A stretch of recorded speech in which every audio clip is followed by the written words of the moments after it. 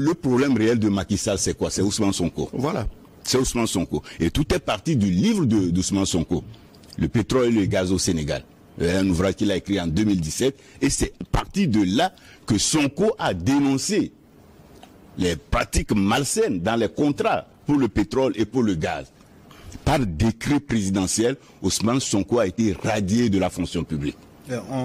Il était inspecteur des impôts. Il a été radié de la fonction publique. C'est vrai, quand tu fais du bien, la nature paie. Radié de la fonction publique, mais l'écho-rétactissance de ce livre, de cet ouvrage, qui a été même interdit au Sénégal, a fait que Sonko a été élu député dans la même année, en 2017. Mais là, Macky Sall était déterminé à en finir avec le jeune homme. Ben, comme si les man sénégalais étaient derrière Sonko, plus on lui mettait du feu derrière, plus il gagnait en popularité. Et donc, jusqu'à aujourd'hui, le problème réel de Macky Sall, c'est Ousmane Sonko. Et quand Sonko était en grève de faim à la prison, les prières quotidiennes de Macky Sall, c'est que ce garçon casse la pipe. Dieu merci, rien ne s'est passé. Et même de la prison, il était toujours populaire. Sa candidature rejetée, son dauphin est populaire. Et c'est lui qui doit gagner les élections. Et qu'est-ce qu'il faut faire? Il faut tout annuler.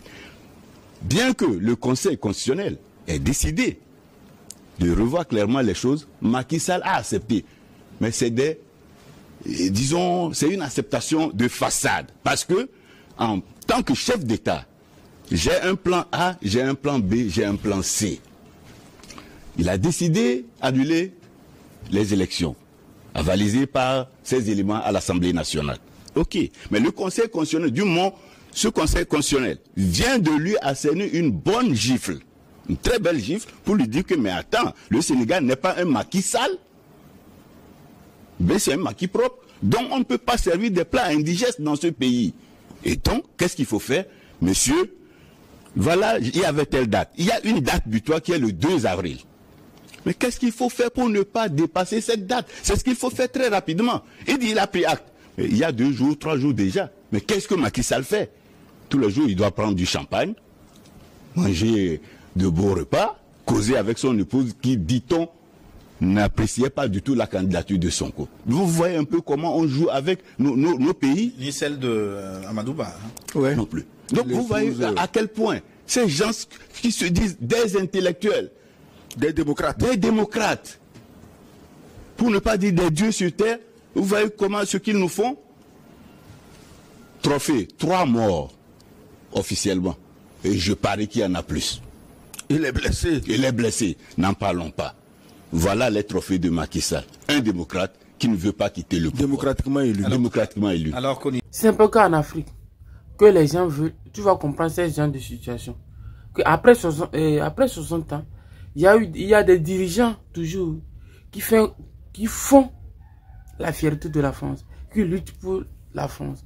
Comment comprendre que M. Macky Sall veut coûte et coûte empêcher des gens, des braves jeunes, d'arriver à la tête du pays?